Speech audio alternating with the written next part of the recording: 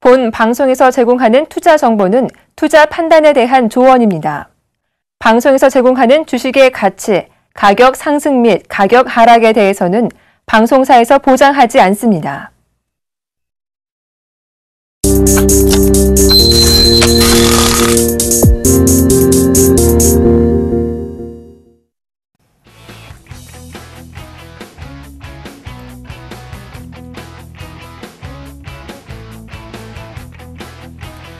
시청자 여러분 안녕하십니까? 막상막하 투맨쇼 김혜영입니다. 자, 오늘 코스피는요 강보합권 정도의 흐름이었습니다. 이 기술력 저항권 진입 이후 현재 다소 안정적인 국면으로 들어서고 있는데요. 외국인들의 매수가 좀 강하게 유입이 됐는데 안타까운 부분은 삼성 SDS에만 국한되어 나타나는 흐름이라는 겁니다. 그래도 지수는 1980선까지 올라섰고요. 코스닥도 오늘은 좀 올라서는 모습인데요. 자, 얼마 남지 않은 연말 그리고 곧 다가올 연초 어떤 전략 세우셔야 하는지 오늘도 저희 투맨쇼가 그 해답 찾아드리겠습니다. 자, 이어서요 오늘 막상막하 투맨쇼를 빛내주고 있는 출연자들의 수익률부터 확인해 보시죠. 먼저 정재훈 멘토의 포트입니다. 이어서 마스터 전문가 포트폴리오 확인하겠습니다. 이어서 조민규 멘토의 포트입니다.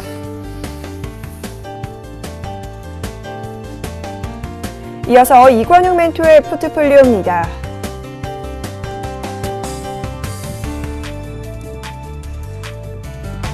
이어서 브레인 전문가의 포트입니다. 서린바이오가 오늘 장중 7.1% 급등하는 모습을 보였죠. 이어서 나이스헌터 전문가 포트 확인합니다. 와이즈엔터테인먼트 오늘 장중 9% 넘는 급등 흐름 보였습니다. 현재 1.8%의 수익 보이고 있네요. 이어서 박종영 멘토의 포트 확인합니다.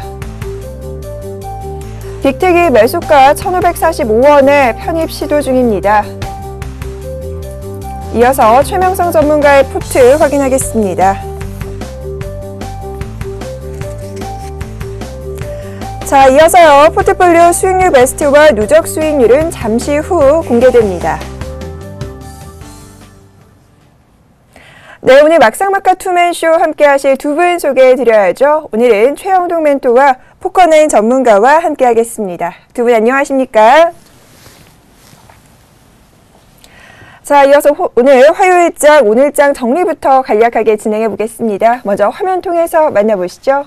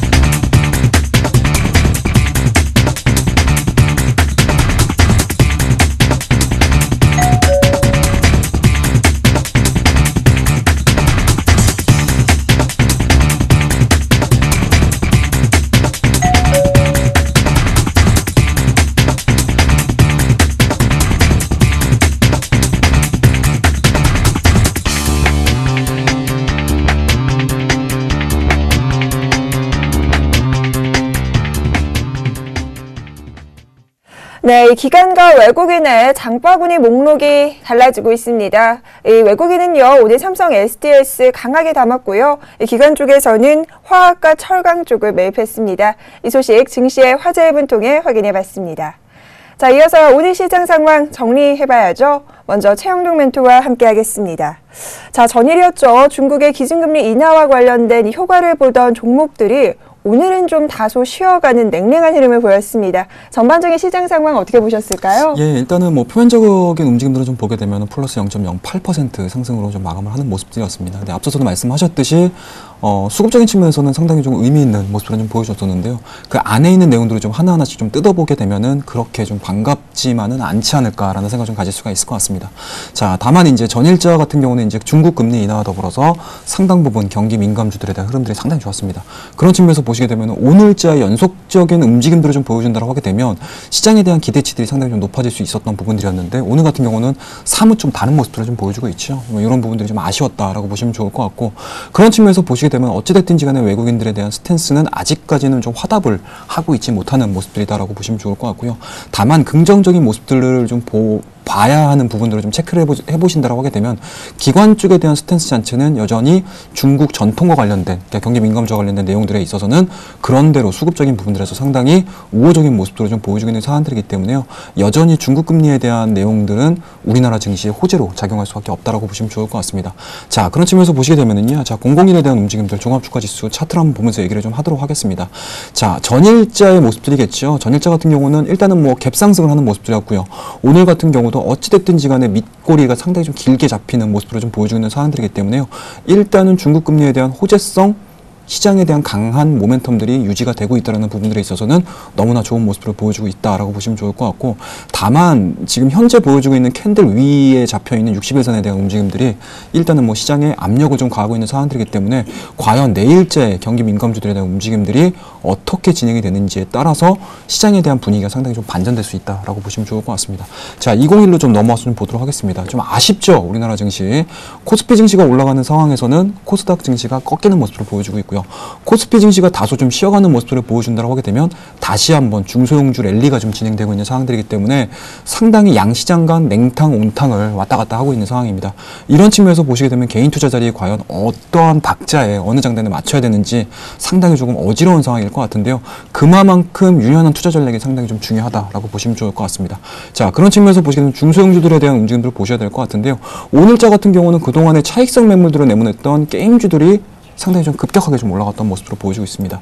그만큼 시장은 성장성에 대한 내용들 이러한 부분들에 대해서 상당히 뭐 관심 있게 좀 지켜볼 만한 사항들이지 않나라는 말씀드릴 수가 있을 것 같고요. 그런 측면에서 보시게 되면 어찌됐든지 간에 오늘자 캔들 자체가 22선을 돌파를 하는 모습들 그리고 거래량이 실리는 모습들은 긍정적으로 판단을 내릴 수 있는 상황들이기 때문에 지금 시장 같은 경우는 코스피와 코스닥 증시의 바벨 전략이 상당히 좀 유효한 전략이다라고 보시면 좋을 것 같습니다. 자, 코스피와 코스닥 양시장 그야말로 최근에는 시소 장세가 연출되고 있습니다. 오늘은 함께 외국인들의 수급이 좀 동반되기는 했지만 내부적으로 살펴보면 아쉬운 부분 좀 많이 남았는데요. 포커나인 전문가님께서는 시장 어떻게 보셨을까요? 전체적인 시황은 어차피 뭐 비슷하게 보고 있으니까 저는 종목적으로 조금 좀 자세히 접근하겠습니다. 일단은 해외 쪽에서 글로벌 증시 부양 계획과 그 다음에 소매업종의 강세로 인해서 다우랑 S&P는 사상 최대를 기록했고요. 그 다음에 코스피 같은 경우는 어제 철강, 화학, 조선 관련주들이 상승을 했고 오늘은 운송 관련주인 뭐 대한항공, 그 다음에 넥센타이어, 서영 같은 종목이 5%대의 상승을 보였습니다. 아까 말씀하셨던 삼성 SDS 같은 경우는 초반 기관 매도로 인해서 마이너스 7% 정도까지 빠졌다가 장 후반에 외인들의 급격한 매수세로 인해서 5% 상승을 마감을 했는데 최종적으로 그러니까 결과를 보면 외인이 한 5천억 정도 순매수를 하는 그런 결과를 보였습니다. 뭐 전반적으로 큰 하락 종목 없이 잘 마감을 한 코스피장이었고요. 코스닥장 같은 경우는 아침에 SM 엔터테인먼트가 중국 알리바바에서 약 1,000억 투자설이 돌았습니다. 물론 이제 공시로 인해 가지고 투자설이 아니다. 그런 건 없다라는 부인이 나오면서 이제 다시 보합까지 빠졌다가 장 후반에 4%대에 마감을 했는데 이 영향으로 인해서 엔터테인먼트 관련주 아까 말씀하셨던 YG 엔터테인먼트도 마찬가지고 관련돼 있는 종목들이 상승을 하다 하락을 하는 그런 모습을 보였습니다. 피노키오 효과라고 하죠. 드라마 피노키오가 중국에서 상당히 비싼 가격에 뭐 별그대보다 한 8배 정도 더 비싸게 팔렸다는 판권이 팔렸다는 것 때문에 위메이드가 상한가를 갖고 초록뱀, CJ ENM 등이 같이 상승을 하였습니다. 게임주도 상당히 강세였습니다.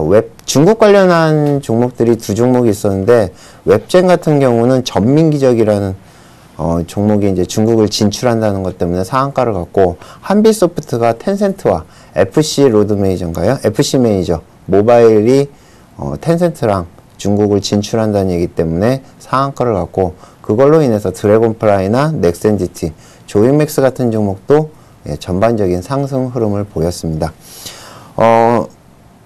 나머지 핸드폰 관련주들은 뭐 큰 움직임이 없었고요. 그래서 전반적으로 상승의 흐름이었고 약 0.8%의 상승을 마감을 했습니다. 선물 같은 경우는 장 초반에 갑자기 한 0.5p 정도의 하락세를 보이다 그 후에 안정세를 찾고 큰 움직임 없이 마무리가 되었고요. 외국인 수급은 전체적으로 보면 코스피 쪽에는 약 3,900억 정도의 순매수, 그 다음에 코스닥 쪽에는 약 1,500억의 순매수로 마감을 하였습니다. 자, 이렇게 해서요, 시장 오늘 상황 분석과 함께 특징 종목까지 살펴봤습니다. 이어서 이슈 토크죠. 어떤 이슈 오늘은 또 선정됐는지 확인해 보셔야 할 텐데요. 연말 연초 어떤 전략 세워야 할지 오늘은 이 부분 저희가 확인시켜 드리겠습니다. 먼저 화면 통해서 만나보시죠. 증권가에서는 올 연말과 내년 초 투자 전략 키워드로 대형주와 지배구조, 배당을 꼽았습니다. 코스피가 지난달 중순 이후 꾸준히 저점을 높여가고 있어 전략적 측면에서 포트폴리오 조정을 기회로 삼을 수 있다는 것인데요. 먼저 배당주를 주목하는 것은 4분기라는 계절성 요인과 저금리와 정부 정책 때문이라고 합니다. 여기에 지배구조 관련주 역시 연말 증시 변동성을 활용해 담아두어야 할 종목으로 꼽히고 있습니다. 특히 연말 연초에는 업종보다 종목에 초점을 맞춰야 한다는 조언입니다. 다만 4분기와 내년도 실적 추정치가 하향되는 경기 민감 대형주의 경우 실적에 따른 차별화가 투자 포인트가 될 전망입니다. 과연 막상막하 투맨쇼 출연자들은 연말 연초 투자 키워드를 어떻게 세우고 있을까요? 잠시 후 저점을 높이고 있는 코스피, 투자 키워드에 따른 전략까지 공개해드리겠습니다. 네, 이제 연말 2014년도도 얼마 남지 않았습니다. 다가올 연초와 이제 얼마 남지 않은 연말 정리 잘 하실 수 있도록 오늘은 이 부분 저희가 정리 좀 도와드리도록 하겠습니다. 어떤 전략 살펴볼지 일단 두 분과 함께 이야기 나눠볼 텐데요. 먼저 최영동 멘토님께 연말은 땡땡, 연초는 땡땡. 간단하게 좀 정리를 부탁드리도록 할게요. 예, 상당히 좀 또 어려운 질문을 또 하셨던 것 같아요. 네. 예, 일단은 뭐 연말 같은 경우는 아무래도 이제 기대감에 의해서 움직일 수 있다라는 부분들 말씀 좀 드릴 수가 있을 것 같고요. 네. 연초 같은 경우도 마찬가지로 기대감이라고 보시면 좋을 것 같아요. 사실은 연말 같은 경우는 연말 소비와 관련된 기대감이고 연초 같은 경우는 2015년에 대한 기대감이라고 정리를 해보시면 좋을 것 같습니다. 자, 일단은요, 최영동 멘토님은 연말, 연초 모두 기대감, 연말은 소비 기대감, 연초는 2015년에 대한 기대감이다 하셨는데요. 나이스헌터 전문가님은 어떻게 정리해 주실 수 있을까요? 포커나인. 네, 포커나인 전문가님이시죠? 죄송합니다. 네. 연말에는 이제 항상 제가 연말에는 보는 종목들이 있습니다. 지금 전통적으로 이제 배당 관련돼 있는 종목들을 좀 많이 보고 있고, 그다음에 이제 연초에는 지금 젤모직이 이제 12월이나 혹은 내년 초에 이제 상장을 하게 되면 전체적으로 삼성의 이제 그 지배 구조가 완성이 되거든요. 그러면 전체적으로 삼성 관련주들이 한번 이슈가 되지 않을까 그렇게 보고 있습니다. 자, 일단 두 분의 연말 연초 기대감 저희가 좀 확인을 했고요. 그렇다면 갈 수 있는 이런 이슈 어떤 것들이 있는지도 보다 자세하게 분석 들어보겠습니다. 최영동 멘토님부터 좀 도와주시죠. 예, 일단은 뭐 저희가 얘기를 해야 되는 이슈 안에서 좀 움직여야 될 것 같아요. 그런 측면에서 보시게 되면 일단은 앞서서도 이제 말씀하셨듯이 삼성전자 관련된 지배구조 관련된 종목군들은 상당히 시장에서 어찌됐든지 간에 좀 핫하게 움직일 가능성이 상당히 높습니다. 그와 더불어서 이제 다음 달이죠. 12월 18일이면 또 제일모직이 또 상장을 하는 상황이기 때문에 그와 관련해서 시장의 수급 요인들이 상당히 빠르게 움직일 가능성이 상당히 높다라고 보시면 좋을 것 같고요. 지금과 같이 정부 정책이 저금리 쪽으로 진행이 된다라고 하게 되면은 어찌됐든지 간에 저금리 속에서도 뭐 굵직굵직한 금액들이 배당주와 관련된 내용들로 접근이 될 가능성이 상당히 높기 때문에 일단은 앞서서도 말씀하셨던 부분들인 것 같아요. 지배구조 관련된 종목군들, 그리고 배당주와 관련된 종목군들에 대해서는 상당 부분 시장에서 조금 뭐라고 해야 될까 관심도가 좀 높아질 수 있는 그런 계절적인 요인들이 발생을 했다라고 보시면 좋을 것 같습니다. 네, 이 지배구조 개편과 관련된 부분 그리고 배당과 관련된 종목 말씀을 좀 해주셨는데요. 전문가님은 어떻게 보세요? 동의하십니까? 예, 제가 아까 말씀드린 그런 네. 건데 일단은 우리가 이제 연말에 이제 종목들을 쭉 고르다 보면은 항상 마무리되는 그 과정에서 보면 공매도나 이제 대차 매도가 이렇게 줄어드는 종목들이 있습니다. 그런 것도 한번 확인을 해보시면 도움이 되고 연초에는 이제 아까 말씀드렸던 것처럼 삼성 관련한 종목들, 뭐 삼성 펀드나 뭐 삼성 관련돼 있는 그 다음에 이제 새해가 들어오면서 이제 전체적으로 좀 뭐랄까 기대감 그것 때문에 삼성 관련주들이 좀 올라오지 않을까 저는 그렇게 보고 있습니다. 자, 그리고요, 이 중국에서 깜짝 기준금리 인하하면서 전일 이제 움직였던 종목들이 오늘은 좀 쉬어가기가 나오긴 했지만 지수는 그래도 좀 가고 있습니다. 향후 이 부분도 연말에 어떤 이슈가 이어질 수 있을지도 좀 궁금한데요. 어떻게 보세요? 예, 일단은 뭐 어찌됐든지 간에 우리나라 증시 같은 경우는 반등에 대한 모멘텀들을 상당히 좀 찾기가 좀 쉽지 않았는데 네. 어찌됐든지 간에 중국이라는 큰 거대한 국가가 도와줬다라고 보시면 좋을 것 같아요. 다만 이제 오늘 같은 경우는 아무래도 이제 중국 내에서 이제 우리나라하고 이제 겹치는 산업군들에 대한 그 생산 공급이라든지 이런 부분들이 있어서 다소 뭐 오늘 같은 경우는 좀 미진한 모습들을 좀 보여줬는데요. 어찌됐든지 간에 현재 우리나라 경기 민감주들 같은 경우는 이런 호재를 바탕으로 해가지고 뭐라고 해야 될까 PBR 자체 1배 이상으로의 움직일 수 있는 가능성들을 좀 열어뒀다라고 보시면 좋을 것 같으니까요. 물론 이제 장기적인 상황으로는 과연 중국의 금리 인하가 유럽과 미국 아니면 이제 선진국가라든지 주변 국가에 대한 여파가 어느 정도 진행이 될 수 있을지 여부는 일단은 뭐 3, 4개월 정도의 뭐 시간적인 흐름들이 좀 필요하겠지만 어찌됐든지 간에 주식이라는 부분들은 실적의 바탕을 해서 움직인다라는 개념 보다는 오히려 그 이전에는 기대감에 의해서 움직이는 경우들이 상당히 좀 많습니다. 그런 부분들에서 보시게 되면 개인적으로는 경기 민감주들 일단은 뭐 조선업 쪽은 사실은 제가 자신 있게 말씀을 못 드리겠어요. 하지만 뭐 철강 쪽이라든지 비철 쪽 같은 경우 쉽게 얘기해서 이제 원자재와 관련해서 같이 움직일 수 있는 섹터들 같은 경우는 상당 부분 호재로 작용을 할 수 있는 가능성이 좀 있기 때문에 저는 개인적으로는 뭐 일단은 뭐 긍정적으로 평가를 좀 내리고 싶습니다. 자, 그러면요, 이어서 또 살펴볼 부분 증시와 관련된 이 부양책들인데요. 자, 전문가님께서는 우리 시장 연말에 좀 기대할 만한 이슈나 호재, 이제 중국 쪽 외에도 또 어떤 부분이 있다고 생각하세요? 일단은 아까 말씀드렸던 배당 관련한 거는 아직 확실히 정해진 건 아니지만 네. 정부에서 이제 배당 장려 정책이라는 게 이제 보유금에 대해서 세금을 매긴다. 그래가지고 좀 논란이 됐었는데 그것 때문에 이제 현대차가 배당을 좀 늘리겠다. 그런 얘기까지 나왔습니다. 그런 것처럼 정부에 이제 배당 장려 정책이 있고 아마 제가 정확한 거는 지금 확인을 못했는데 이번 주에 아마 증시에 관련돼 있는 여러 가지 정책들이 나오는 걸로 알고 있습니다. 지금 뭐 우체국에서 사고 파는 거에 대해서 세금을 뭐 줄여준다든가 그런 뉴스가 있는 걸로 알고 있는데 그런 여러 가지 정책들로 인해 가지고 증시가 반짝반짝 이렇게 올라올 수는 있겠지만 아까 말씀하셨던 것처럼 일단은 기대감으로 해서 시작을 했다가 실적으로 실망을 하게 된다면 종목은 빠질 수밖에 없습니다. 그런데 이제껏 이제 3분기에 안 좋은 실적으로 떨어졌던 종목들이 다시 4분기에도 별로 좋지 않다는 얘기가 계속 들려오고 있고 그런 뉴스들이 나오면서 목표가가 조금씩 떨어지고 있는 상황입니다. 그렇기 때문에 지금은 4분기 얘기가 나오기 전이거든요. 그렇기 때문에 어느 정도 이제 상승을 하겠지만 4분기 혹은 이제 2014년도 전체적인 실적 얘기가 나올 때는 좀 안 좋은 종목들은 좀 조심하셔야 되지 않을까 그렇게 보고 있습니다. 자, 저희가 또 연초를 내다보면서 환율 이야기 안 해볼 수 없을 것 같습니다. 자, 일본 쪽에서 기준금리 인하했고요. 이후에 또 ECB 쪽에서 자산 매입과 관련된 부분 부양책 내놓았는데 이번에는 또 중국에서 기준금리 인하를 했습니다. 이와 관련한 환율이 계속해서 좀 요동치고 있는데 연초에는 환율과 관련된 부분 어떤 포인트들 좀 짚어보면 좋을까요?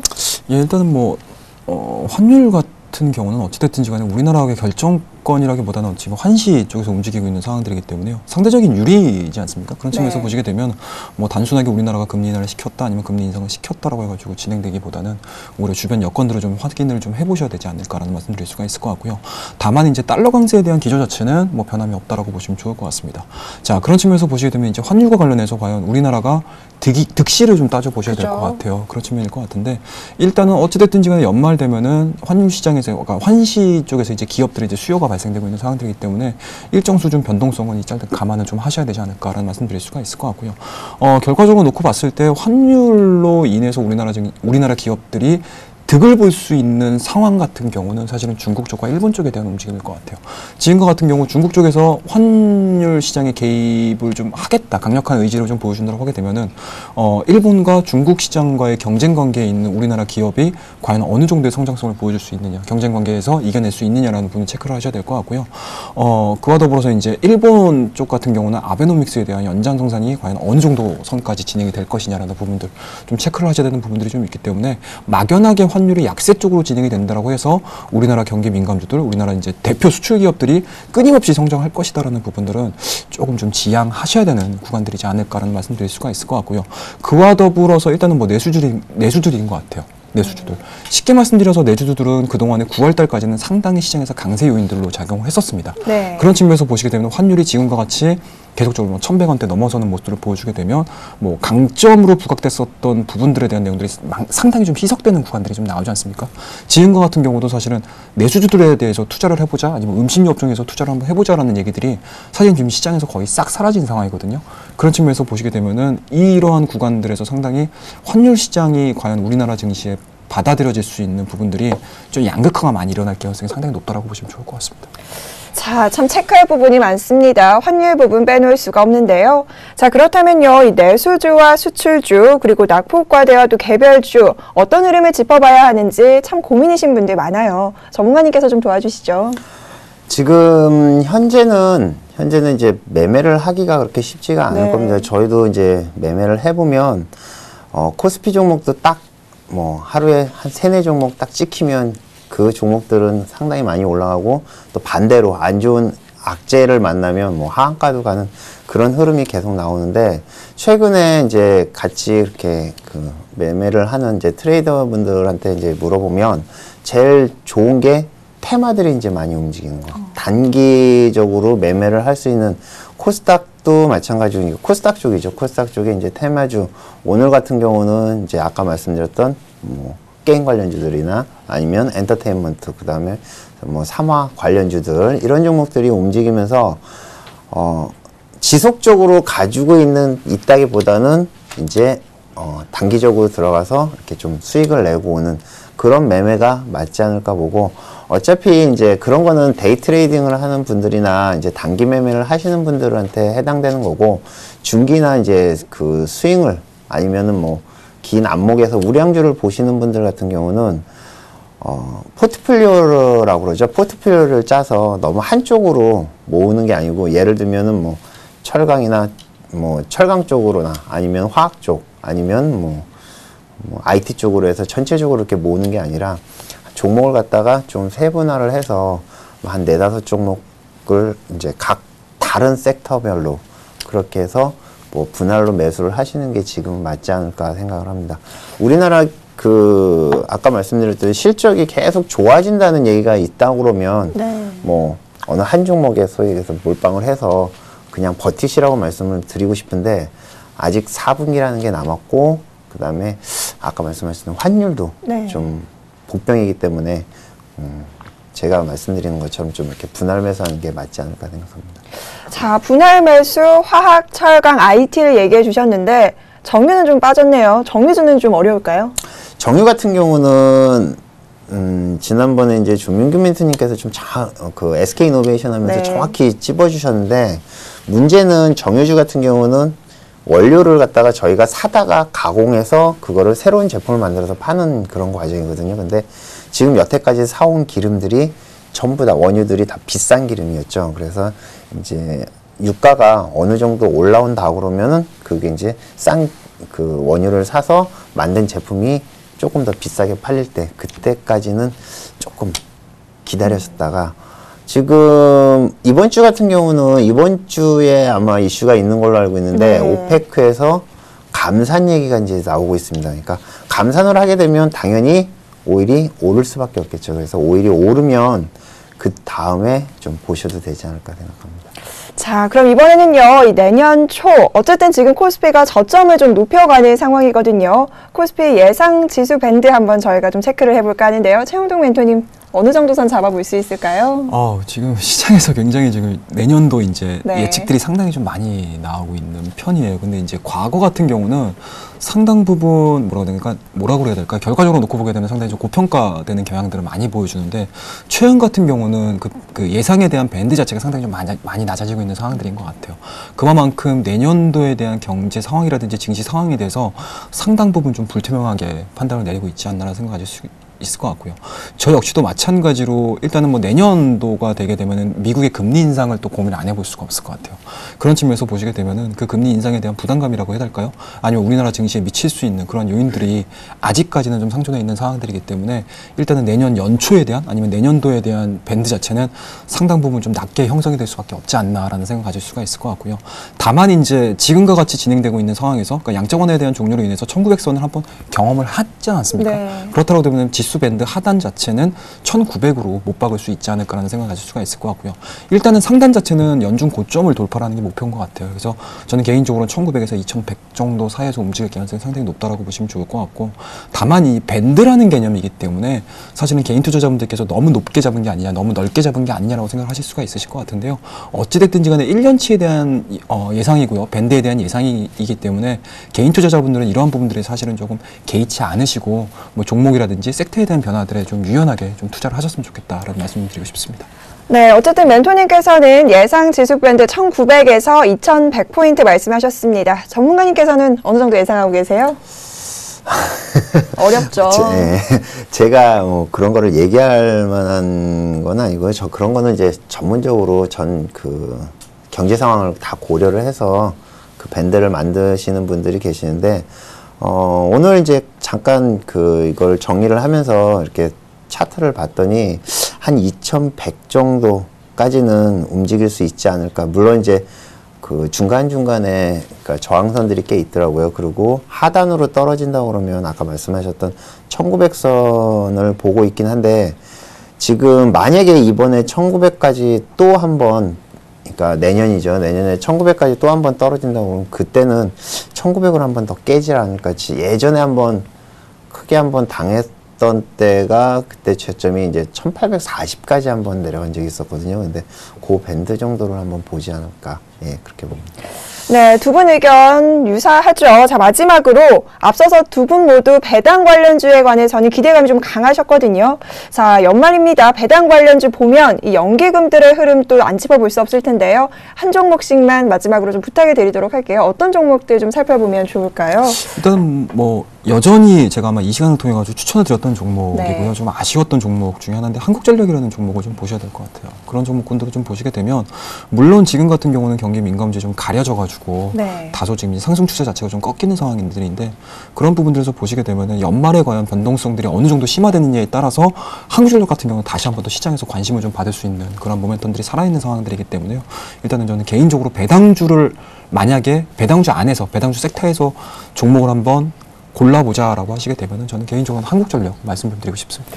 자, 일단 한국전력 나왔습니다. 이외에도 뭐 SK텔레콤도 있을 수 있고요. 한국 KPS도 있을 텐데 전문가님은 어떠세요? 어떤 종목 보면 좋을까요?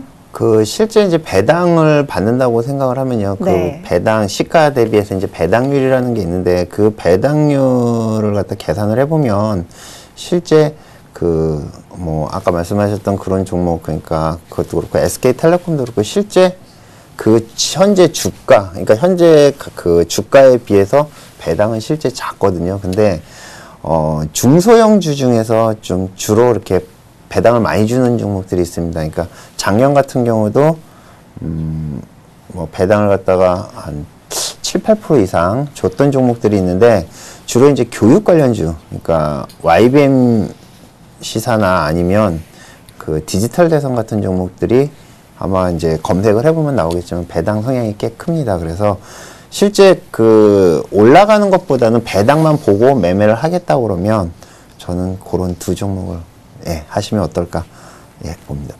자, 이렇게 해서 오늘 두 분과 함께 나눈 의견 화면 통해서 정리해 드리겠습니다.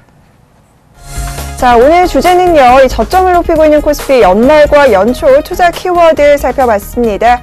먼저 최영동 멘토께서는 급변하는 시장 유연한 전략이 필요하다라고 말씀하셨고요. 포커나인 전문가는 업종보다는 이 우량한 대형주, 분할 매수가 필요하다라고 하시면서 두 분 모두 연말을 맞아서는 배당 관련주 눈여겨보자라는 부분 짚어주셨네요.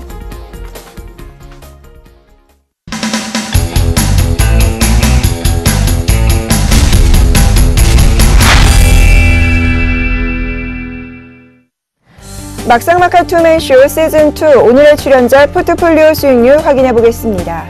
먼저 최영동 멘토의 포트입니다. 총 3종목 편입되어 있는데요. 그중 블루콤이 오늘장 7.48% 높은 상승 보이면서 현재 포트에는 7.1%포인트로 수익률 플러스 전환된 모습입니다. 전 종목 모두 보유 의견 주셨네요. 이번에는 포커나인 전문가의 포트입니다. 대원미디어 오늘장 3.84% 마감하면서 현재 포트에는 10% 이상의 높은 수익률 기록하고 있습니다. 전 종목 모두 보유 의견 주셨네요. 이번에는 포트폴리오 수익률 베스트입니다. 자, 먼저 2위는요. 정재훈 멘토의 한전산업이 21.1%의 수익 보이면서 다시금 한 단계 올라선 모습입니다. 3위는 조민규 멘토의 네페스가 15%의 수익률 기록하면서 안타깝게도 2위 자리 내주었네요. 4위는 브레인 전문가의 한국가스공사가 10.6%, 5위는 조민규 멘토의 SFA가 10.5% 기록하고 있습니다. 자, 그렇다면 오늘장 막상막하 투맨쇼 수익률 베스트 1위 과연 누가 차지했을까요? 네, 지난주 금요일부터 오늘까지 계속해서 최명성 전문가가 자리하고 있습니다. 대성상투가 33%의 수익 보이면서 오늘도 1위 자리 굳건히 지키고 있네요.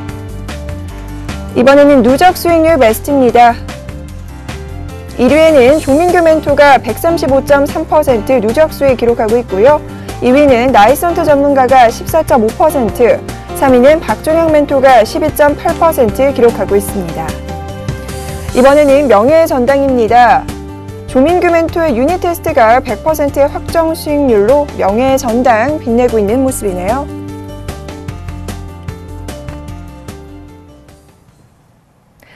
포트에 담긴 종목 수익률 확인하고 왔습니다. 이어서 두 분과 함께 AS 전략도 챙겨봐야겠죠? 먼저 최영동 멘토님부터 어떤 종목부터 챙겨볼까요? 예, 아무래도 이제 큰 종목부터 좀 보도록 하겠습니다. 일단 네. 현대백화점은 좀 보셔야 될 것 같은데요. 좀 다소 아쉽습니다. 아무래도 이제 대형주라는 포트의 그러니까 종목의 특성상 뭐 이렇게 급격한 변동성을 요구를 하는 종목은 아니었습니다. 저 역시도. 하지만 움직이고 있는 폭을 좀 보시게 되면 13만에 13만 5천 원 사이대에서 상당 부분 장기간 좀 움직이고 있는 상황이기 때문에 아마 가지고 계신 분들 같은 경우는 다소 조금 지루하시지 않을까라는 생각이 좀 들어요. 저 역시도 지루하기 때문에. 자, 일단은요. 목표가를 좀 그렇게 길게 드리는 상황들은 아닙니다. 14만 원대까지 좀 드렸던 부분들이니까 일단은 이번 주 드디어 이제 블랙 프라이데이 시작을 하고 있습니다. 그런 측면에서 보시게 되면 일단은 한 차례 뭐 기간적인 부분들이 한 2, 3일 정도 남아있는 상황들이기 때문에요. 일단은 뭐 목표가에 대한 내용들보다는 일단은 기간적인 부분들로 보유 의견을 좀 말씀드리도록 하고요. 그런 측면에서 보시게 되면은 최근 들어서 이제 오늘자의 모습들이겠죠. 21선 일단은 뭐 안착하는 모습을 보여줬기 때문에 뭐 단기적인 목표가까지는 일단은 홀딩으로서 진행을 좀 한번 해보도록 하겠습니다. 자, 이어서요. 지난주 IT 부품 쪽 말씀해 주셨는데 와이솔과 블루콘 흐름이 굉장히 좋습니다. 두 종목 중 어떤 종목 챙겨볼까요? 예, 일단은 먼저 와이솔부터 좀 보도록 하겠습니다. 일단은 뭐 바닥권에서 지금 올라오고 있는 상황들이고요. 앞서서도 말씀드렸듯이 연말 소비와 관련해서는 일단은 뭐 IT 종목군들이 가장 뭐 핫할 수밖에 없다라는 말씀드렸던 것 같고, 일단은 포트에 대한 수익률을 좀 제고를 하기 위해서 한 섹터에 두 종목을 좀 포함을 시켰습니다. 그 중에 첫 번째로서 와이솔이라는 종목을 추천드렸는데요. 오늘 같은 경우는 다소 조금 아쉽습니다. 장중에 한 2%대의 상승을 보여줬는데 아무래도 전체적인 섹터에 대한 움직임들이 IT 쪽으로 움직이기보다는 이제 부수적인 섹터들로 좀 움직였던 부분들이 좀 있어서 어제자에 급등했었던 흐름들을 뒤로 하고 마이너스 0.75% 상승하는 모습들을 보여줬고요. 그와 더불어서 지금 차트상에 대한 움직임들을 보셔야 될 것 같은데요. 바닥에서 올라오는 종목군들 같은 경우는 아무래도 이제 이평에 대한 부담감들이 상당히 좀 많이 자리 잡고 있습니다. 동 종목도 마찬가지로 5일선과 21선에 대한 골든 크로스가 나왔지만 그 상단에 보시게 되면 61선이 자리 잡고 있는 상황들이기 때문에 개인적으로는 단기적인 목표가 7,000원, 61선까지 제공을 좀 해드렸습니다. 그런 측면에서 보시게 되면 일단은 뭐 단기적인 목표가까지는 한 번쯤은 도전해볼 만한 가치가 충분히 있다고 보시면 좋을 것 같고요. 그와 더불어서 시장에서 IT 소비와 관련해서 특히 이제 와이솔 같은 경우는 앞서 말씀드렸듯이 중국 제조사와 관련해가지고 상당 부분 연계성이 상당히 좀 큰 그런 종목이기 때문에 60일선을 강하게 돌파를 한다고 하게 되면 제가 단기적으로 목표가를 좀 높게 설정을 해가지고 고수익을 올릴 수 있는 종목으로 첫 번째 종목으로 좀 꼽아보도록 하겠습니다. 자, 이번에는요, 포커나인 전문가와 함께 AS 전략 살펴보겠습니다. 대원미디어 흐름이 좋습니다. 두 자릿대 수익률인데요. 살펴보도록 하죠. 예, 대원미디어 같은 경우는 이제 말씀드렸던 것처럼 아직 이슈가 시작이 안 된 상태입니다. 일단 차트를 잠깐 좀 보고 말씀드리겠습니다. 지난주에 이제 추천을 드린 다음에 살짝 움직임이 나왔다가 지금 횡보를 하고 있거든요. 횡보를 하고 있고 오늘 이제 3.8% 정도 3.8% 정도 상승을 해서 마감을 했는데, 일단은 요즘은 이제 애니메이션 중에 곤이라는 게 있습니다. 공룡인데 상당히 아이들한테 인기가 좋은 애니메이션인데 이제 해외 수출 얘기가 나오고 있고요. 그 다음에 오늘자로 나온 뉴스 중에 대원미디어 쪽에서는 주로 이제 외국 특히 일본 애니메이션 쪽을 갖다가 주로 이제 수입해다가 파는 그런 컨텐츠를 파는 이제 컨텐츠도 많이 파는데 불법 컨텐츠가 너무 많아서 정부 쪽에서 좀 지원을 해달라. 불법 컨텐츠를 차단하는 그런 거에 지원을 해주지 않으면 대원미디어 쪽에서 직접 하겠다 이제 그런 얘기를 좀 한 것도 있습니다. 그래서 오늘도 뭐 큰 흐름은 안 나왔지만 좀 차분하게 올라가고 있고, 지난번에 말씀드렸던 요게워치 같은 경우는 아직 이슈가 남아있기 때문에 조금 더 보셔도 되지 않을까 봅니다. 자, 이어서 한 종목만 더 살펴볼까 하는데요. 어떤 종목 살펴보면 좋을까요? 미디어 플렉스를 잠깐만 좀 보겠습니다. 네. 네, 미디어 플렉스도 실제 그렇게 많이 움직이지는 못했는데 잠깐 차트를 좀 보고 말씀을 드리겠습니다. 미디어 플렉스 같은 경우도 이제 제가 말씀드린 다음에 고점을 찍고 살짝 밀리고 있는데, 말씀드렸던 것처럼 자회사야 뉴의 상장이 이제 12월 달로 뭐 확정이 되면서 관련돼 있는 뉴스. 그러니까 서로 다른 업종이 아니고, 그러니까 미디어 플렉스도 주로 이제 영화를 갖다가 퍼블리싱이라 한다고 그러나? 네네. 예, 그리고 뉴 역시도 영화를 발굴을 해서 그거를 갖다가 이제 극장에다 다는, 그러기 때문에 만약에 요즘 신규주들 움직임이 상당히 센 종목들이 많이 있습니다. 그래서 이번에 이제 12월 달에 상장이 되면 같이 한번 랠리를 한번 기대를 하고 있기 때문에 지금 4,700원대부터 시작을 해서 한 4,500원대까지 약간 매물이 좀 있는 것 같은데, 이 매물만 소화가 된다고 그러면 다시 한번 움직임이 나오지 않을까 보고 있습니다. 네, 두 분 포트에 담긴 종목 모두 플러스권을 유지하고 있습니다. 연말 시청자분들에게 좀 우승을 선사하지 않을까 싶은데요. AS 전략 꼼꼼하게 챙겨보시기 바라겠습니다. 자, 이어서요, 종목 추천 히든카드 시간입니다. 어떤 종목 갖고 오셨는지 화면 통해서 만나보시죠. 먼저 최영동 멘토는 HMC 투자증권 갖고 오셨습니다. 추천 포인트 살펴보도록 하죠. 하반기 증시 상승에 대한 기대감과 함께 정책 효과로 인한 실적이 개선될 수 있다는 부분 짚어주셨네요. 이어서 포커나인 전문가 종목입니다. 조이맥스 갖고 오셨네요. 추천 포인트 살펴보도록 하죠. 윈드러너 후속작 윈드소울이 사전 예약되어 있다는 부분과 함께 12월 개인 발전 방안 발표가 예정이다라는 부분 짚어주셨습니다. 네, 두 분의 종목 화면으로 먼저 만나보고 왔습니다. 보다 자세한 이야기 나눠봐야죠. 최영동 멘토님 종목부터 확인해 보도록 하죠. 예, HMC 투자증권입니다. 뜬금없이 또 이제 증권주를 좀 가지고 나왔는데요.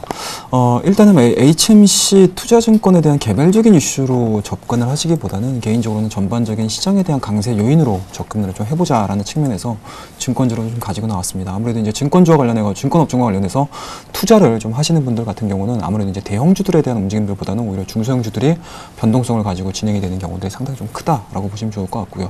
그와 더불어서 기술적인 부분들에 있어서는 일단은 뭐 이평이 밀집되어 있는 상황에서 오늘자 같은 경우 플러스 3.49% 상승했었던 부분들이 좀 주요한 요인이라고 보시면 좋을 것 같습니다. 자, 그와 더불어서 전반적인 시장에 대한 강세 요인들을 좀 체크를 하셔야 될 것 같은데요. 아무래도 앞서 말씀드렸던 중국금리에 대한 인상 요인들 상당히 좀 긍정적이다라고 보시면 좋을 것 같고요. 그런 측면에서 보시게 되면 시장에 대한 거래 대금은 증가될 수밖에 없다라고 보시면 좋을 것 같습니다. 그렇다라고 하게 되면 자연스럽게 뭐 주도 섹터가 나오게 되면은 주변 섹터로서 증권주들이 올라갈 수밖에 없는 환경에 놓여 있지 않을까라는 생각에서 일단은 뭐 증권 업종 말씀드릴 수가 있을 것 같고요. 뭐 개별적인 이슈들을 좀 꼽아 보셔야 되겠죠. 아무래도 이제 HMC 투자증권 3분기 실적에 대한 내용들인 것 같습니다. 일단은 뭐 작년 한 해 뭐 피를 깎는 이제 살과 피를 내주는 그런 이제 증권 업황의 전반적인 내용들이겠죠. 그런 측면에서 보시게 되면 구조조정에 대한 내용들이 거의 다 마무리됐다라고 보시면 좋을 것 같고, 그와 더불어서 3분기 실적에 대한 개선 효과들 그리고 흑자 전환했던 모멘텀들이 2014년과 2015년까지는 증가될 가능성이 상당히 높다라고 보시면 좋을 것 같고, 앞서서도 잠깐 좀 거론이 된 것 같습니다. 정부 정책과 관련된 내용들일 것 같은데요. 일단은 뭐 금리 인하로 인해서 뭐 운영자금에 대한 뭐 효율성이 높아졌다라고 보시면 좋을 것 같고, 그런 측면에서 보시게 되면은 계속적으로 증권 시장에 대한 활성화 방치 정책들을 계속적으로 내보내고 있는 상황들이기 때문에 증권 업종 같은 경우는 단순하게 하나의 종목들, 하나의 섹터들을 가지고 접근을 하시기보다는 증시 전반적으로 과연 증권업을 어느 정도까지 활성화시킬 수 있는지 여부를 체크를 해보신다고 하게 되면은 그리 나쁜 상황은 아니다라고 말씀드리고 싶습니다. 자, 이어서요. 매매 전략 바로 이어서 살펴보도록 할게요. 매수가부터 짚어주시죠. 예, 일단은 뭐 오늘자 상당히 좀 좋게 마감을 좀 하는 모습인 것 같습니다. 3.49% 11,850원에서 마감을 하는 모습을 좀 보여주고 있는데요. 그런 측면에서 보시게 되면 일단은 제가 개인적으로는 이평이 밀집되어 있는 구간들에 대한 움직임들을 상당히 좀 좋아하는 편입니다. 그와 더불어서 오늘 같은 경우는 장단기 이평이 밀집되어 있는 구간에서 일단은 뭐 거래량이 실리면서 돌파가 되는 모습들, 상당히 좀 기술적으로 완성도가 좀 높지 않나라는 말씀드릴 수가 있을 것 같고요. 그런 측면에서 보시게 되면 이런 종목군들 같은 경우는 매수가를 좀 기다리시기보다는 오히려 추격까지도 고민을 좀 해볼 수 있지 않을까라는 말씀드릴 수가 있으니까요. 일단은 뭐 오늘 종가상 11,850원 제시를 좀 해드릴 수가 있다라고 말씀드릴 수가 있을 것 같고요. 단기적으로 목표가 같은 경우는 일단은 뭐 직전 고점까지 한번 열어보도록 하겠습니다. 13,500원에서 14,000원대까지 1차적인 목표가 제시해드리고요. 손절 라인 자체 같은 경우는 일단은 뭐 최근 들어서 오늘자 같은 경우는 3.49% 상승으로 인해서 이평 자체가 다 돌파가 됐습니다. 하지만 그 이전에 일주일 전까지 움직임들을 좀 보시게 되면 단기적으로 뭐 박스권에 대한 형태를 좀 보여주고 있는 상황이기 때문에 이 박스권 자체를 이탈을 해버리게 되면 손절로서 대응을 하실 것을 말씀 좀 드리도록 하겠습니다. 자, 이어서요. 포커나인 전문가는 조이맥스 갖고 오셨습니다. 근데 오늘 좀 빨리 움직였다라는 생각도 들어요. 오늘 한 7% 이상 급등했거든요. 이 부분과 함께 추천 포인트 짚어주시죠.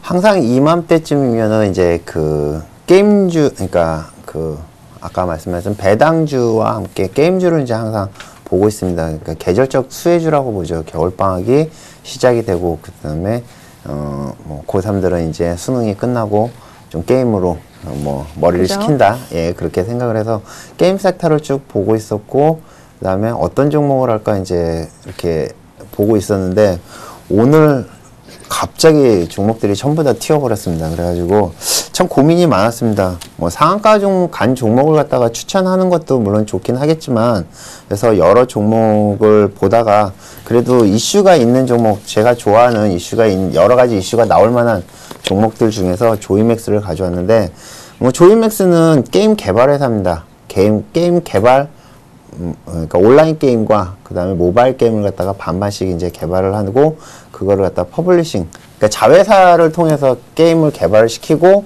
그거를 자신들이 이제 퍼블리싱하는 그런 유통도 하고 있고 개발도 하고 있는 회사인데, 실제적으로 이제 실크로드라는 그러니까 실크로드, 뭐 로스사가, 윈드러너, 이런 뭐 캔디팡 같은 모바일 게임들도 인기가 많고요. 그 다음에 디지몬스타나 뭐 나이트에이지 같은 종목은 게임 유통을 갖다가 이제 주로 하고 있습니다. 지금 실적으로 따지면 2014년도가 참 안 좋은 종목입니다. 그러니까 상당히 좀 어려웠습니다. 그러니까 온라인 게임 쪽에서 실적이 안 나오다 보니까 모바일 게임은 그래도 어느 정도 그러니까 수익을 냈는데, 그 모바일 게임 쪽으로 상당히 좀 안 그러니까 온라인 게임 쪽이죠. 온라인 게임 쪽으로 실적이 안 좋다 보니까 전체적으로 좀 부진을 했고요. 차트를 보면서 잠깐 먼저 말씀을 드리겠습니다. 조이맥스 같은 경우는 지금 보시는 것처럼 1년 내내, 그러니까 횡보권에서 있었습니다. 더군다나 22,500원 정도를 갖다가 저점으로 계속 그러니까 2014년 초반부터 해서 장 중반, 그 다음에 지금 현재까지도 22,500원 정도를 갖다 항상 저점으로 반등해오는 그런 분위기였습니다. 거기다 최근에 이제 윈드러너 그 후속작인 윈드소울이라는 이제 작품이, 그러니까 새로운 게임이 지금 나오고 있는데 그 기대감으로 지금 3일째 상승을 하고 있는데 조금 말씀하셨던 것처럼 미리 좀 움직인 경향이 있어요. 그래서 장중에 좀 오르지 말라고 좀 빌기까지 했는데 결국에는 한 7% 정도 상승을 했더라고요. 그래도 지금 25,600원 저항선이죠. 저항선을 뚫고 올라왔기 때문에 뭐 살짝 조정을 보이고 추가적인 상승을 기대하면서 예, 조이맥스를 추천을 해드리고요. 또 몇 가지가 더 있습니다. 일단은 12월이죠. 12월에 이제 게임을 갖다가 너무 나쁘게 보지 않고 산업으로 본다는 이제 정부 정책이 좀 나오게 되었습니다. 그래서 등급제를 좀 개선을 하고요. 그 다음에 해외 진출하는 거를 좀 지원을 하고, 그 다음에 규제 완화 등 여러 가지 이슈가 있습니다. 그렇기 때문에 게임 전체적인, 그러니까 온라인 게임이든 모바일 게임이든 전체적인 섹터를 봤을 때 충분히 이슈가 될 만한 게 있고요. 그 다음에 뭐 자회사 지분 가지고 있는 것도 충분히 이슈가 될 것 같습니다. 자, 이어서 매매 전략 바로 살펴보도록 할게요. 매수가부터 짚어주시죠. 매수가는 지금 오늘 가격보다는 조금 낮게 잡았습니다. 한 27,000원 정도를 잡았고요. 손절은 저점 24,000원 정도 잡고요. 목표가는 이 앞에 있는 지난 10월 달에 올랐던 최고점에 한 7분 응선 정도 잡아서 한 35,000원 정도 잡았습니다. 자, 이어서 두 분의 종목 서로 궁금증 확인하는 시간 가져보도록 하겠습니다. 자, 최영동 멘토님, 조이맥스 우려되거나 좀 걱정되는 부분 없으실까요?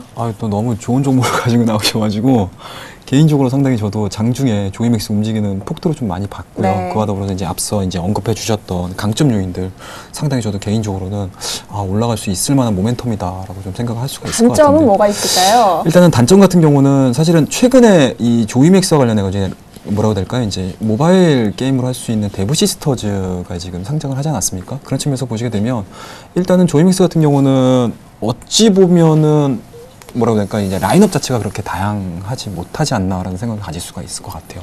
그런 측면에서 보시게 되면 일단은 윈드러너가 시장에서 어느 정도 성공을 했었던 작품이었고요. 그리고 이제 윈드 소울에 대한 기대감들로 인해서 주가가 올라갈 수는, 그러니까 단기적으로 이제 보시게 되면 이제 출시 직전에 올라가는 경우들을 상당히 좀 많이 볼 수가 있을 것 같은데요. 과연 출시했을 때 이제 반응들 를 봤었을 때 만약에 시장에서의 기대치만큼 올라가지 못한다라고 하게 되면은 늦게 따라붙는 개인 투자자분들 같은 경우에 대응법들이 상당히 조금 뭐라고 해야 될까, 좀 궁금해하시지 않을까 생각 좀 가져볼 수 있을 것 같습니다. 네. 그럼 제가 답변을 해드려요. 답변 주셔야죠. 지금 제가 이제 쭉 여태까지 여러분들한테 드렸던 종목들 보면은 좀 어떻게 보면 좀 짧게 그러니까 한 10% 정도를 갖다가 잡고 매매를 하면 오히려 수익이 났다가 나중에 빠지는 종목들이 꽤 있었습니다. 그렇죠? 그래서 유비벨로스 같은 경우도 거의 20% 가까이 갔다가 이제 목표를 못 채우고 빠졌는데, 지금 조이맥스 같은 경우도 지금 일단은 사전 예약이 지금 한 20만 명 정도 되고 있다는데 아직 12월 초에 실제 오픈을 한다고만 나와 있지 언제까지 한지는 모르겠고, 목표는 한 30에서 40만 정도 예약 가입을 받은 상태에서 오픈을 한다고 합니다. 문제는 이제 퀄리티 같은 건데 퀄리티는 뭐 제가 해보지 않았기 때문에 거기까지는 모르겠고, 아까 말씀드렸던 것처럼 조이맥스 한 종목만 보기보다는 이제 아까 말씀드린 게임 좀 뭐랄까 지능 발전 방향이 나오게 되면 전체적으로 게임이 여태까지 게임을 하면 나쁜 사람 뭐 이런 식으로 취급을 받아가지고 뭐 셧다운제도, 그러니까 셧다운제도 있었고 그랬잖아요. 근데 이게 좀 풀리면 전체적으로 게임 산업 전체적으로 좀 활성화가 되지 않을까, 그렇게 보고 있습니다. 그리고 너무 추격 매수는 하지 마시고요. 그래서 오늘 가격보다도 좀 싸게 드렸으니까 눌림목에서 사시면 도움이 되지 않을까 봅니다. 눌림목 공략해보시면 될 것 같아요. 자, 이번에는 반대로 증권주 좀 살펴보도록 하죠. 오늘 갖고 오신 종목 어떠세요? 증권주 중에서 제가 이제 매매를 하는 종목들이 몇 종목 있습니다. 이제 보통 이제 삼성증권이나 대우증권 같은 거를 매매를 많이 하는데, HMC 증권은 어중간하더라고요. 오히려 1,000원짜리, 2,000원짜리는 이제 증권 관련주 이슈가 들어올 때는 좀 뭐 많이 움직이고, 그 다음에 증권업 전체가 움직일 때는 삼성이나 아니면은 뭐 대우증권이 이제 대장으로 끌고 가는데 HMC 증권은 제가 아직 그렇게 뭐 자주 매매를 하는 종목은 아닌데 그 3분기, 그러니까 2분기, 3분기 거치면서 증권주들이 전체적으로 이제 구조조정이 들어가가지고 네. 지금은 순이익을 꽤 많이 내고 있습니다. 물론 뭐 감원도 있었고 그 다음에 뭐 여러 가지 이유가 있었지만 어쨌든 순이익이 계속 늘어나면서 배당 관련한 얘기도 있고요. 그래서 뭐 충분히 괜찮은 종목이라고 보고 있습니다. 결과적으로 단점은 좀 없는 건가요? 갈만한 종목인가요? 단점은 그럼 기술적으로 좀 봐드리겠습니다. 예, HMC 투자증권이죠. 잠시만요. 지금 기술적인 분석으로 봤을 때 밴드, 볼린저 밴드 상단선과 21선 위에서 흐름 타고 가고 있고, 예, 차트도 좋나 봐요. 예? 차트도 괜찮은가 봐요. 그죠? 예.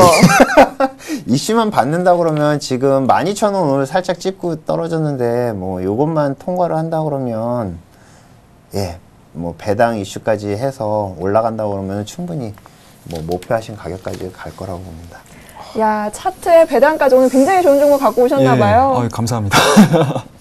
극찬해 주셔서 너무 감사하다는 말씀 좀 드릴 수가 있을 것 같고요. 네. 일단은 뭐 앞서 이제 HMC 투자증권과 관련해 가지고 이제 뭐 기업에 대한 투자라는 개념보다는 전반적인 시장에 대한 투자, 그리고 이제 뭐라 해야 될까요? 이제 업종에 대한 투자라고 보시면 좋을 것 같고요. 이제 뭐 언급을 좀 하시려고 하셨던 것 같으신데, 만약에 시장이 무너졌을 때 이제 증권업종도 같이 어찌 보면은 뭐 시장하고 연동되는 경향들이 상당히 좀 강하기 때문에요. 만약에 시장이 뭐 지금과 같이 앞서 말씀드렸던 전반적인 시황에 대한 내용들이 긍정적으로 변화가 이루어져서 증권업 자체를 다 끌어올린다고 하게 되면 너무 좋겠지만, 시장 자체가 어찌됐든 지금 상황에서는 사실은 한 치 앞도 내다볼 수 없는 상황이기 때문에요. 만약 그러한 부분들에 대한 변화 요인이 작용이 된다고 하게 되면은 앞서 말씀드렸던 박스권, 최근 들어서 오늘자 같은 경우 이제 상승시켰던 그러한 요인들에 대한 내용들이 조금 안개가 다시 한번 끼는 상황이 발생이 된다고 하게 되면은 손절 라인 정도만 잘 지키셔가지고 매매를 해보시게 되면 단기적으로는 다른 업종에 좀 비교할 수 있을 만큼의 상승률은 좀 나올 수 있지 않을까 생각을 좀 가지고 있습니다. 자, 이렇게 해서요, 두 분의 종목 확인해 봤습니다. 화면 통해서 다시 한번 정리해 드릴게요. 자, 먼저 최영동 멘토는 오늘 HMC 투자증권 갖고 오셨습니다. 하반기 증시 상승에 대한 기대감 불면서 증권주 전반적인 시장 상황과 함께 좀 가져오신 것 같고요. 매매 전략 살펴보겠습니다. 매수가는 11,800원, 목표가는 13,500원, 손절가는 11,000원 제시하셨습니다. 이어서 포커나인 전문가입니다. 오늘 조이맥스 갖고 오셨죠? 윈드리너너 후속작 윈드소울의 사전 예약과 관련된 부분들 짚어주셨고요. 매매 전략 살펴보겠습니다. 매수가가 27,000원, 목표가는 35,000원, 손절가는 24,000원으로 대응해보시면 되겠네요. 저희가 준비한 소식 여기까지입니다. 오늘 함께 해주신 두 분 여기서 인사드릴게요. 오늘 말씀 고맙습니다. 자, 저희가 준비한 소식 여기까지고요. 저희는 내일 이 시간 또 다른 전략과 알짜배기 종목으로 인사드리겠습니다. 늦은 밤까지 수고 많으셨습니다. 내일도 성공 투자 기원하겠습니다. 고맙습니다.